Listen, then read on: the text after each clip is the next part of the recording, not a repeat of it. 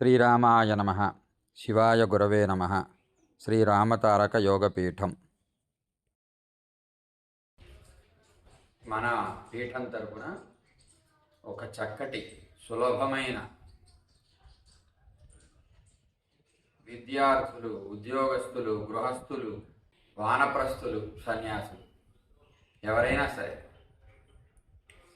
అనుష్ఠించదగిన చక్కటి యోగాన్ని పరిచయం చేస్తున్నాను. ఈ యోగం చాలా సులభంగా ఉంటుంది, చాలా శక్తివంతంగా ఉంటుంది. ఈ యోగం నేను కొత్తగా తెలియజేసేది కాదు. అనేక మంది గురువుల యోగ సారాంశమే ఈ సులభమైనటువంటి యోగం అనుకోవచ్చు. ఈ యోగాన్ని విద్యార్థులు చేస్తే విద్యాభివృద్ధి కలుగుతుంది. గృహస్థులు చేస్తే సంపదలను పొందవచ్చు. రోగగ్రస్తులు చేస్తే ఆరోగ్యాన్ని పొందవచ్చు. పెద్దగా బాధ్యతలు లేనటువంటి వాడి కొద్దిగా వైరాగ్య భావన కలిగి ఉండి చేస్తే తమని తాము తెలుసుకోగలిగేటువంటి స్థితి పొందుతారు. ఆత్మ సాక్షాత్కారాన్ని పొందుతారు. తదేకంగా భగవద్భక్తితో చేసినటువంటి వాళ్ళకి భగవత్ సాక్షాత్కారాన్ని పొందవచ్చు. ఆత్మ, పరమాత్మ ఈ భావన గురించి చక్కటి అవగాహన పెంపొందుతుంది.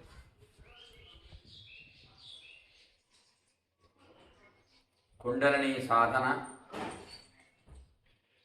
ఆత్మ సాక్షాత్కార సాధన, యోగ సాధన, క్రియాయోగం, రాజయోగం, భక్తి యోగం, జ్ఞానయోగం, కర్మయోగం. ఏ యోగాన్నైనా సరే చేసేటువంటి వాళ్ళకి ఇది చాలా సులభంగా ఉత్తమ స్థితికి చేర్చేటువంటి యోగంగా మీరు అనుభూతిని పొందుతారు. దీని గురించి 1000 మాటలు అవసరం లేదు, అత్యంత వివరణ అవసరం లేదు. ధర్మార్థ కామ మోక్షాల్లో దేన్ని ఆశించి చేసినా ఈ యోగం సిద్ధింపజేస్తుంది. ఆరోగ్యం కోరేటువంటి వాళ్ళకి తప్పనిసరిగా ఆరోగ్యాన్ని చేకూరుస్తుంది. మీరు పొందలేనటువంటిది లేదు. సందేహాలన్నీ వదిలిపెట్టి ప్రశ్నలు వెయ్యకుండా ఈ యోగాన్ని చెప్పిన దాన్ని చెప్పినట్టుగా ఆచరించి చూడండి. మీకు అనేక విషయాలు అవగాహనలోకి వస్తాయి. అణిమాది అష్టసిద్ధులు పొందవచ్చు. మీ యొక్క ఇంద్రియ జ్ఞానం పెంపొందుతుంది. మీ వినికిడి శక్తి అమితంగా పెరుగుతుంది. ఘ్రాణ శక్తి, స్పర్శ శక్తి, అంతెందుకు మనోశక్తి అత్యధికంగా పెంపొందుతుంది. గ్రహణ శక్తి, ఏకాగ్రత ఇవన్నీ అద్భుతంగా పెరుగుతాయి. థర్డ్ ఐ యాక్టివేట్ అవుతుంది. పీనల్ గ్లాండ్ ప్రేరణ పొందుతుంది. ఆ పీనల్ గ్లాండ్ యాక్టివేట్ అవ్వడం వలన బుద్ధిని పూర్తిగా వినియోగించుకోగలిగేటువంటి శక్తి కలుగుతుంది. దానివల్ల ధారణా శక్తి పెరుగుతుంది, గ్రహణ శక్తి పెరుగుతుంది. విషయాన్ని అంతకుముందు చూసే స్థితికి ఈ పీనల్ గ్లాండ్ యాక్టివేట్ అయిన తర్వాత చూసే స్థితికి చాలా వ్యత్యాసం ఉంటుంది. షట్చక్రాలు ప్రేరణ పొందుతాయి.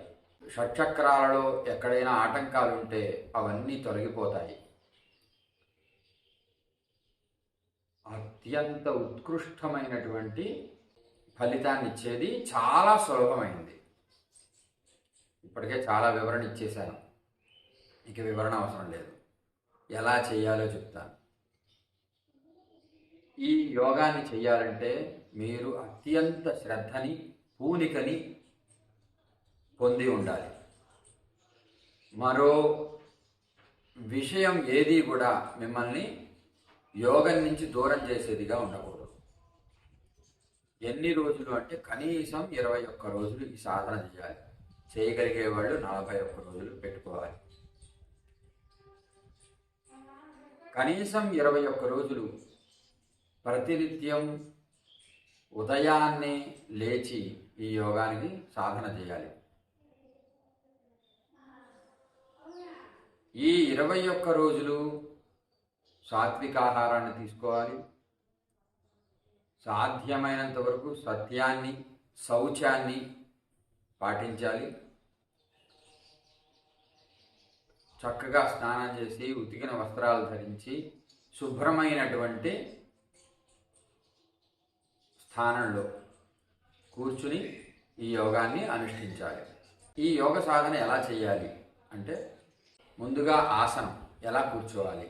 ఇప్పుడు నేను కూర్చున్నట్టుగా కూర్చోవచ్చు. జ్ఞానముద్ర, ధ్యానముద్ర, వీటిలో ఏదైనా సరే. అలాగే పద్మాసనం, ఇది సుఖాసనం, అంటే ఎడంకాలు మీద కుడికాలు పెట్టి కూర్చునేటువంటిది సుఖాసనం.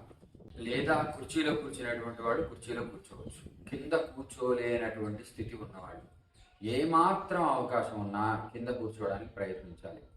కింద కూర్చోవడానికి అవకాశం లేనటువంటి వాళ్ళు ఒక స్థిరమైన ఎత్తైన ఆసనంలో కూర్చోవచ్చు. కానీ నడ్డి మాత్రం నిటారుగా ఉండాలి. నడ్డి నిటారుగా, శిరస్సు నిటారుగా ఉండాలి. ఉంచి ఈ యోగానికి కూర్చోవాలి.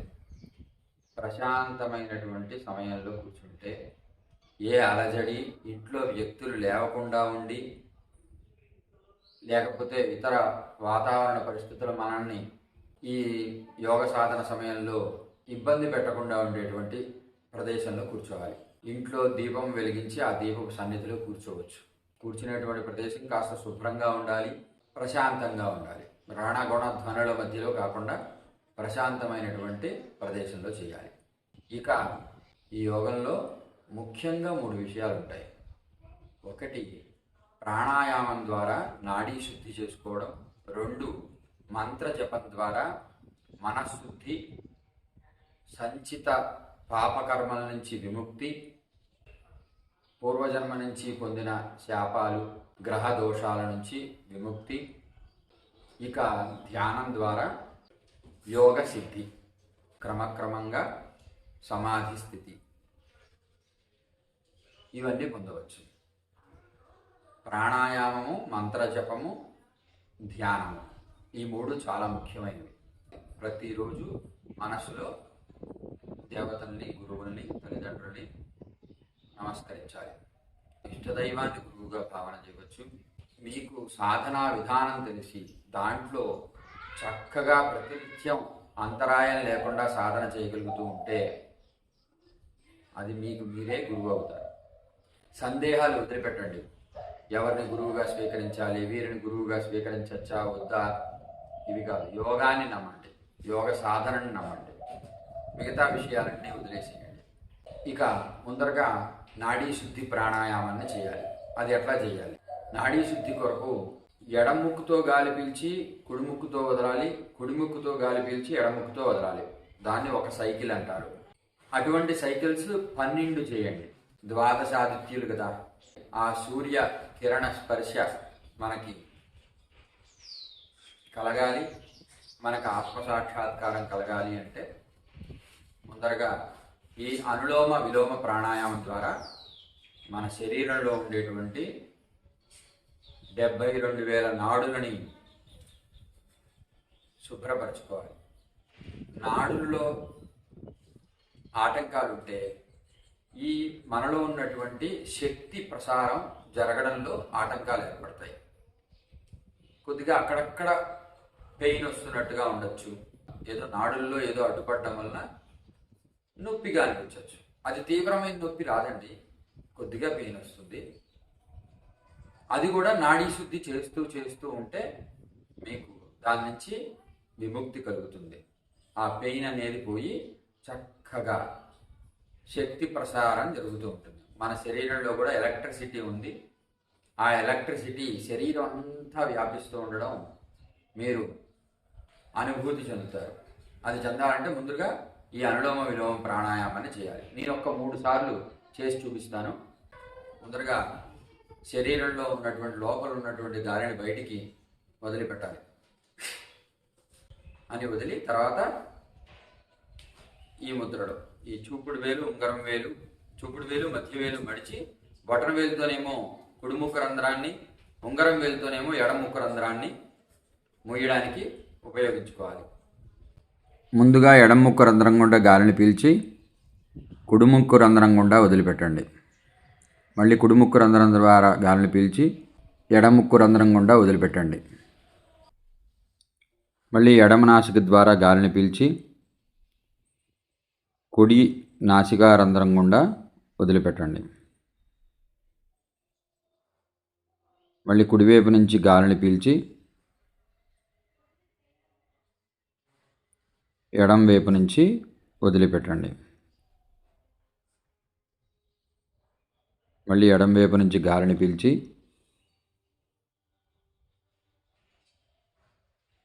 కుడివైపు నుంచి వదిలిపెట్టండి.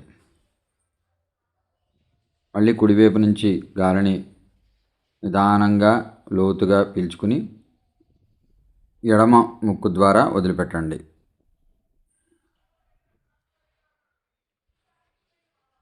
ఈ విధంగా నేను 3 సార్లు చేసి చూపించాను. దాన్ని 12 సార్లు 12 సైకిల్స్ చేయాలి.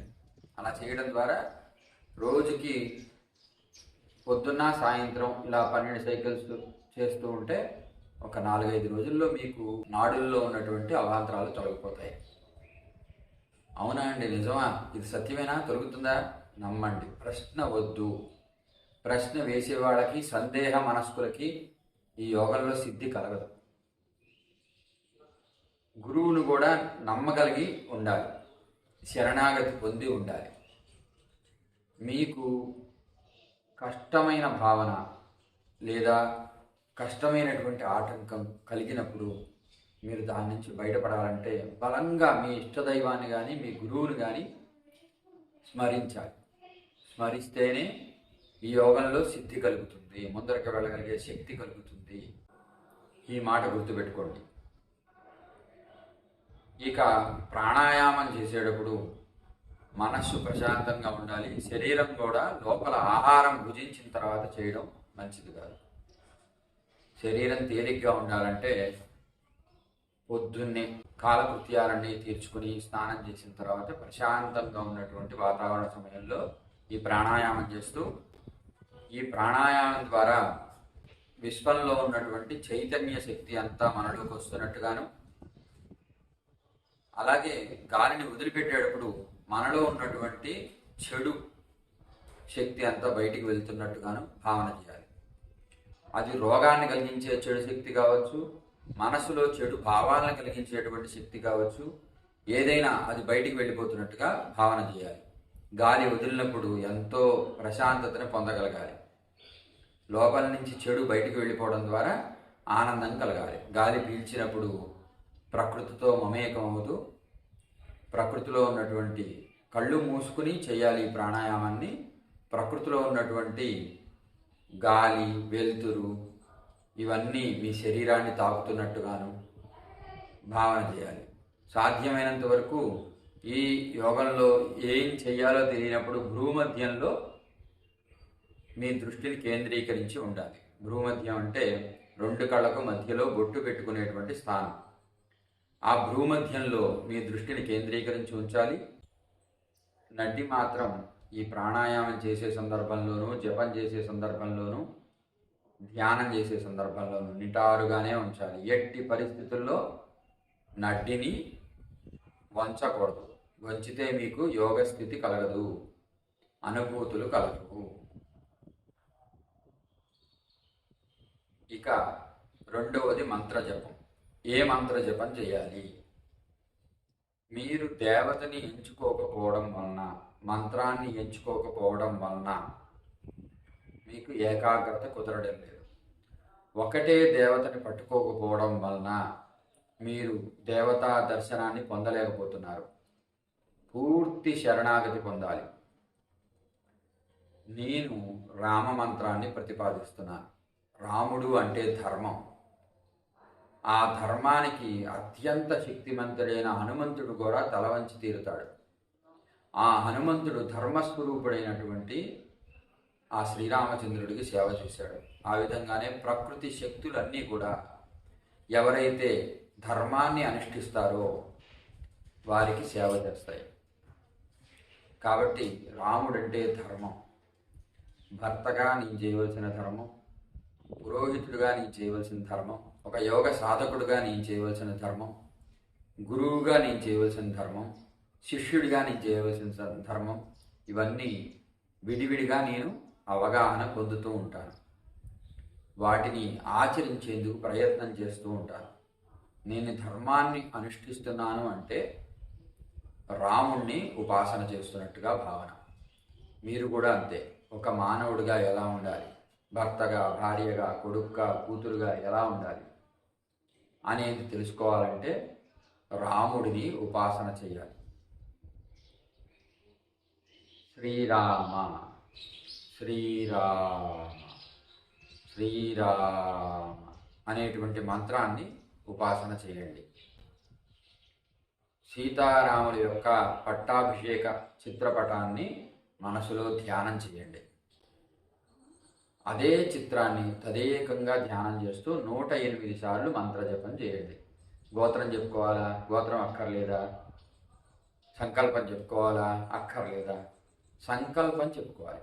ఈశ్వర, నీ అనుగ్రహం పొందడం కోసం, ఈ యోగ సాధనలో నన్ను నేను తెలుసుకోవడం కోసం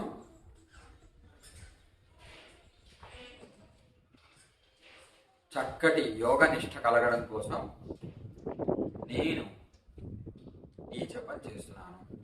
నాకు ఉండేటువంటి ఆటంకాలని, జాతకంలో ఉండేటువంటి గ్రహ దోషాలని తొలగింపజేసి నాకు శక్తిని ప్రసాదించు అని భావన చేస్తూ, సర్వదేవతా స్వరూపుడిగా రామచంద్రమూర్తిని భావన చేస్తూ శ్రీరామనామ జపాన్ని 108 సార్లు చేయండి. ఆ జపం చేసేటప్పుడు ఒక చేతితో జ్ఞానముద్ర, ఒక చేతితో జపమాల పట్టుకుని జపం చేయొచ్చు. జపమాల ఉంటే మాత్రం అది గుప్తంగా ఉండాలి. జపం ఎలా చేయాలి అనేటువంటి జప నియమాలన్నీ పాటించండి. లేదంటే ఒక 5 నిమిషాల సమయాన్ని పెట్టుకొని శ్రీరామ శ్రీరామ అని జపం చేయండి. అయితే నేను మీకోసం అర్థమవడం కోసం బయటికి చెప్పాను, కానీ మనసులో చేయాలి. పెదాలు కూడా కదలకూడదు.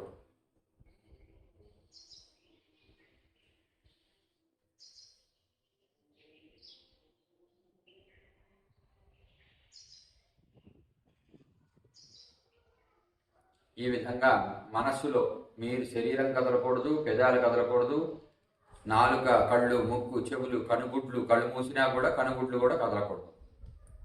తదేకంగా రామ నామ జపం చేస్తూ రాముడిని ధ్యానించాలి. ఆ ధ్యాన సమయంలో రాముడితో అనుబంధాన్ని పెంచుకోవాలి. ఆ విధంగా మంత్ర జపాన్ని చేయాలి. మననాత్రాయతే ఇది మంత్ర. మీరు పదే పదే జపం చేయడం వలన మిమ్మల్ని రక్షిస్తుంది ఆ మంత్రం. మనశ్శుద్ధిని కలగజేస్తుంది. చేసినటువంటి పాపకర్మల యొక్క ఫలితాన్ని తొలగింపజేసి శుభాలని, సంపదలని ప్రసాదించగలిగేటువంటి శక్తి మంత్రానికి ఉంది. మనం యోగంలో ముందరకు వెళ్ళాలంటే మనకి ఒక రక్షణ కావాలి. ఆ రక్షణ రామచంద్రమూర్తి. కాబట్టి ఆ రామమంత్రాన్ని జపించండి. లేదా మీకు ఏ దైవం యందు గురి ఉందో, ఏ దైవనామస్మరణ చేస్తే మీ శరీరం పులకిస్తుందో, ఏ దైవాన్ని తలుచుకుంటే మీరు ఎక్కువగా ధ్యానంలోకి వెళ్ళగలరో అటువంటి దైవనామస్మరణ చేయండి. శివమంత్రం అయితే శివమంత్రం, నారాయణ అష్టాక్షరి అయితే నారాయణ అష్టాక్షరి, లేదా మరే మంత్రమైనా సరే, కేవలం నామం అయినా సరే. నాకు ఇక్కడ కావాల్సింది మీరు ఒక దైవాన్ని పట్టుకోవడం, ఒక గురువుని పట్టుకోవడం, తదేకంగా నమ్మడం. ఆ గురువు యొక్క రూపం నుంచే మీకు అమితమైనటువంటి శక్తి వస్తుంది అని నమ్మడం, లేదా ఆ దైవం యొక్క రూపం నుంచే మీకు అమితమైన శక్తి లభిస్తుంది అని మీరు నమ్మడం. మిమ్మల్ని మీరు నమ్మే స్థితిలో లేరు కాబట్టి మీకు ఒక గురువు కావాలి. మిమ్మల్ని మీరు శక్తిమంతులుగా భావించే ఉన్నతమైన భావన మీకు లేదు కాబట్టి మీకు మీకంటే ఉన్నతమైనటువంటి శక్తిమంతులైనటువంటి ఒక ఆదర్శం కావాలి. ఆ ఆదర్శం గురువు నుంచి రావచ్చు, లేదా దైవం నుంచి రావచ్చు. కానీ వారితో మాత్రం జపం చేసే సందర్భంలో అనుబంధాన్ని పెంచుకోండి. మీ భావనలతో వారితో పాటుగా ఆటలాడండి, పాటలు పాడండి, వంట చేయండి, ఏదైనా చేయండి. వారి అనుగ్రహాన్ని పొందండి. మీ మనసుకి వారి యొక్క ఆలంబన కలిగించండి. ఇక తర్వాతది ధ్యానం. ధ్యానం చాలా సులభము, అత్యంత కష్టము. ఒకానొక స్థితిలో అనేక సందేహాలతో ఎందుకు చేయాలి, దీనివల్ల ఏం ఫలితం రావట్లేదు అని కూడా వదిలేసేటువంటి సందర్భాలు ఉంటాయి. లేదు, అనుకున్న సంకల్పం నెరవేరాలి. అలా సంకల్పం నెరవేరే వరకు మీరు ధ్యానం చేయండి. ఆ ధ్యానం 21 రోజుల 41 రోజుల మీ ఇష్టం. ముందరగా 21 రోజులు పెట్టుకోండి, అది చాలా ఉన్నతంగా ఉంటుంది. ఆ ధ్యానం ఎలా చేయాలంటే ఇదే విధంగా కూర్చోవాలి. చక్కగా ఈ విధంగా కానీ లేదా ఇట్లా కానీ మీకు ఎలాగ వీలుగా ఉంటే అలాగా. నాకు ఇక్కడ ఈ ధ్యాన సమయంలో కావాల్సింది నడి నిటారుగా ఉండాలి. అలాగే భ్రూమధ్యంలో మీ దృష్టిని నిలపాలి. అయితే ఈ దృష్టి అనేది అనేక వైపులుగా వెళ్తూ ఉంటుంది. ఆ భూమధ్యంలో నిలిపిన దృష్టి కాసేపు మీరు చేసే వంట మీదకి వెళ్ళొచ్చు, లేదా మీ జీవితంలో విషయాల మీదకు వెళ్ళొచ్చు. ఎక్కడికైనా వెళ్ళలేమండి, పర్వాలేదు. మళ్ళీ తీసుకొచ్చి భూమధ్యంలో పెడుతూ ఉండండి. ఈ ధ్యానం ఈ విధంగా చేస్తూ ఉండగా మనకి వెన్నుపూసలో అనంతమైన శక్తి వెన్నుపూస యొక్క మూలంలో ఉంటుంది. దాన్నే మూలాధార చక్రం అంటారు. ఈ వెన్నుపూస మీదుగా 6 చక్రాలని చెప్తూ ఉంటారు. మూలాధారం, స్వాధిష్టానం, మణిపూరకం, అనాహతం, విశుద్ధ చక్రం, ఆజ్ఞాచక్రం. ఆ పైన మన శరీరానికి కొద్దిగా పైభాగంలో సహస్రార చక్రం ఉంటుంది. అక్కడి నుంచి అమృతం కురుస్తుంది. ధ్యానంలో ఉత్తమ స్థితి పొందిన వాళ్ళకి మూలాధారంలో ఉండేటువంటి శక్తి, నిద్రాణంగా ఉన్నటువంటి శక్తి ఊర్ధ్వముఖంగా పయనించి ఈ ఆజ్ఞాచక్రానికి చేరుకుంటుంది. చేరుకుని అక్కడి నుంచి సహస్రారానికి చేరి అమృతాన్ని వర్షిస్తుంది. ఎప్పుడైతే సహస్రారానికి చేరుతుందో అమితమైనటువంటి ఆనందం కలుగుతుంది. శరీరంలో అమితమైన పులకింతలు కలుగుతాయి. ఈ ఆనందంలో అమృతం వర్షిస్తుంది. ఆ వర్షంలో తలిచినటువంటి వ్యక్తి చిరంజీవిగా మిగిలిపోతారు. వారు కోరుకున్నది వాళ్ళకి సిద్ధిస్తుంది. ఈ సాధన అత్యంత ఉత్కృష్టమైనది. కాబట్టి ఈ సాధన ధ్యానమే చాలా ప్రధానమైనది. ధ్యానాన్ని తదేక దృష్టితో చేస్తూ ఉండాలి.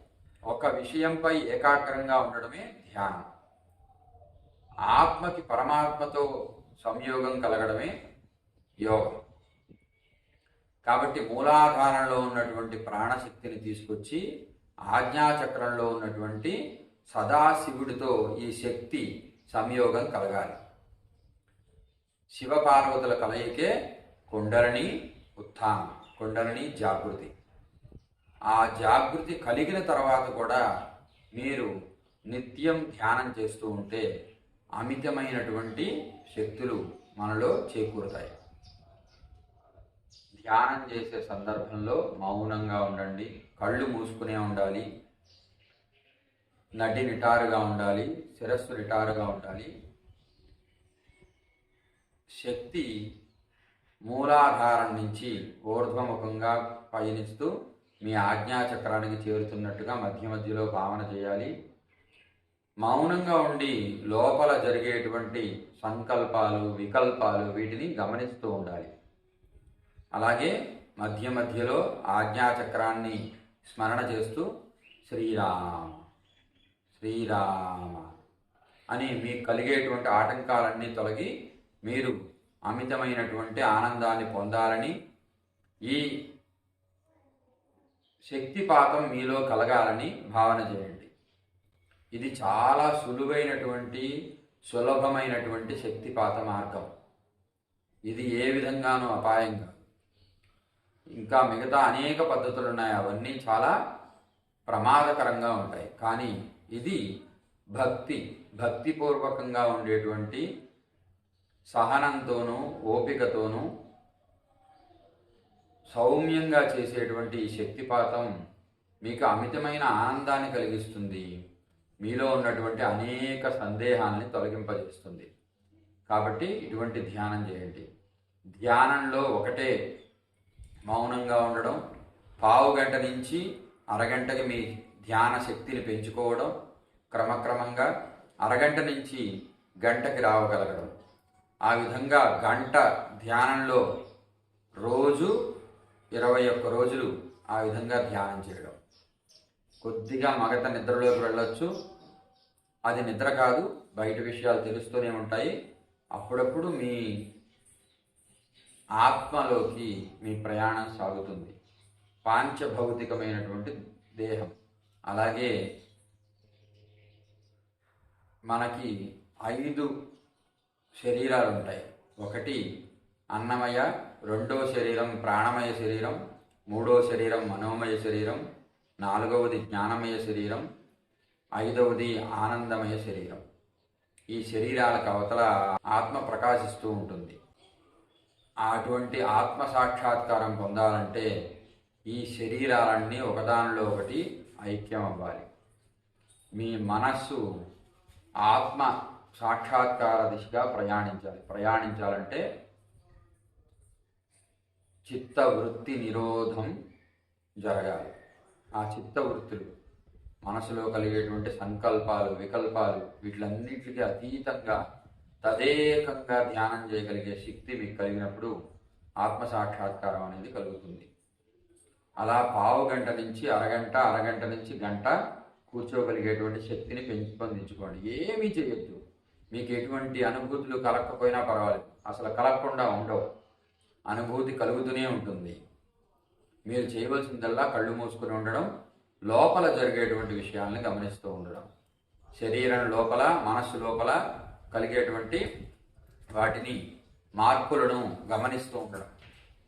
అది మాత్రమే మీరు చేయవలసింది. ఆ విధంగా చేస్తూ ఉంటే 3 రోజులు కనుక ఈ విధంగా చేస్తే 4వ రోజు నుంచి మీకే ఎప్పుడు ధ్యానాన్ని కూర్చుందామా అనిపిస్తుంది. ఆ విధంగా ధ్యానం చేస్తూ ఉంటే మీకు ఆ పరమేశ్వరుడి యొక్క సాక్షాత్కారం కలిగి తీరుతుంది. మీలో ఉన్నటువంటి రోగాలు నివారణ పొందుతాయి. మీకున్నటువంటి ప్రశ్నలకి సమాధానం దొరుకుతుంది. మధ్య మధ్యలో కొన్నిసార్లు అమితమైనటువంటి శక్తి ప్రసారం మీ శరీరంలో కలుగుతుంది. భూమధ్యంలో దివ్యమైనటువంటి వెలుగు గోచరిస్తుంది. వాటినన్నిటినీ మీరు ఆస్వాదించండి. అవి సమంజసమైనవే. అలా జరగడమే మనకు కావాల్సింది. అలాగే ఇలా కూర్చున్నప్పుడు, తదేకంగా కూర్చున్నప్పుడు కింద భాగంలో కాళ్ళు తిమ్మిర్లు ఎక్కుతూ ఉంటాయి. అది కూడా మంచిదే. అది కూడా మనకి యోగంలో ఉత్తమ స్థితిని కలగజేస్తుంది. శరీర భావనను కోల్పోతాం. కనీసం నడ్డి నుంచి కింద భాగంలో ఉన్నటువంటి కాళ్ళ యొక్క స్పర్శని కోల్పోతాం. పై భాగంలో వెన్నుపూస మీదుగా ఇడా పింగళ నాడులు కాకుండా సుషుమ్న నాడి అని ఉంటుంది. ఆ సుషుమ్న నాడి ద్వారా శక్తి ప్రసారం జరగడం మొదలవుతుంది. అలా జరగడం మనకు కావాలి. తదేకంగా ఒక చైతన్యం మనకు దర్శనమిస్తుంది. మీరు జపం చేసేటువంటి ఇష్టదైవం, ఉపాస్య దైవం దర్శనం కలుగుతుంది. ఆత్మసాక్షాత్కారం కోరుకునేటువంటి వారికి ఆత్మసాక్షాత్కారం కలుగుతుంది. ఈ విధంగా ధ్యానంలో ఆనందాన్ని పొందినటువంటి వారు తదనంతర కాలంలో కూడా ప్రతినిత్యం ఈ ధ్యానాన్ని కొనసాగిస్తూ ఉంటే వారికి ఈ ఇంద్రియాల యొక్క శక్తి పెరిగి, ఇంద్రియాల యొక్క గ్రహణ శక్తి పెరిగి వారికి అణిమాది అష్టసిద్ధులు పొందుతారు. జీవితంలో కూడా అనేక ఉత్తమ స్థితులను పొందుతారు. వారు కావాలి అనుకున్న నాడు వైరాగ్యాన్ని పొంది యోగ సాధన ద్వారా నిత్యానంద స్థితిని పొందగలుగుతారు. యోగము ద్వారా ప్రాణాన్ని త్యజించగలిగినటువంటి సిద్ధిని కూడా పొందుతారు. సమాధి స్థితిలో తదేకంగా కూర్చోగలిగేటువంటి స్థితి కలుగుతుంది. కాబట్టి ఇదంతా కూడా కలగాలి అంటే మీరు సాధనకి కూర్చోవాలి, శరీరాన్ని కూర్చోబెట్టాలి, మనస్సుకి అలవాటు చేయాలి. ఈ సాధన మీరు గట్టిగా సంకల్పం చేసుకోవాలి. అమితమైనటువంటి శక్తిని ప్రసాదించేది, ఏది కోరితే దాన్ని సిద్ధింపజేసేది అయిన యోగ సాధన ఎందుకు చేయకూడదు అని మీరు అనుకోవాలి. అనుకుని గనక ఈ సాధనకు దిగితే మీకు ఇష్టకామ్యార్థ ఫలప్రాప్తి తప్పనిసరిగా కలుగుతుంది. దీని గురించి ఎంత చెప్పినా అది తక్కువే అవుతుంది. కేవలం సాధన ద్వారా మాత్రమే ఈ అనుభవాన్ని పొందగలుగుతారు. నేను చెప్పింది ఉపదేశంగా భావన చేయండి. దీన్ని ఇనిషియేషన్ అంటూ ఉంటారు ఇంగ్లీష్లో, శక్తిపాతము అంటూ ఉంటారు. ఆ శక్తిపాతంగా భావన చేయండి. భావన చేసి మీరు నిష్ఠతో, నియమంతో ఈ సాధన చేయండి. సాధనా సమయంలో ఒకరిని బాధ పెట్టడం, అకృత్యాలు చేయడం, చేయకూడనటువంటి పనులు చేయకండి. బ్రహ్మచర్యాన్ని పాటించండి, శాకాహారాన్ని భుజించండి. ఈ విధంగా ఉంటూ మీరు సాధన చేస్తూ యోగ మార్గంలో మీరు తరిస్తూ మీకు తెలిసిన వారందరినీ కూడా తరింపజేస్తారని నేను భావన చేస్తున్నాను.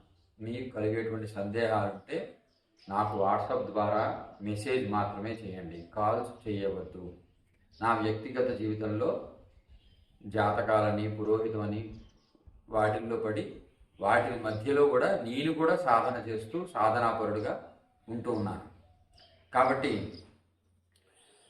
మీకు కలిగేటువంటి సందేహాలు కేవలం ప్రశ్న, అది కూడా వాట్సాప్ ద్వారా మెసేజ్ పెట్టండి, లేదా ఈ వీడియో కింద మీ ప్రశ్న సరిగ్గా ఉంటే మాత్రం నేను సమాధానం తప్పకుండా ఇస్తాను.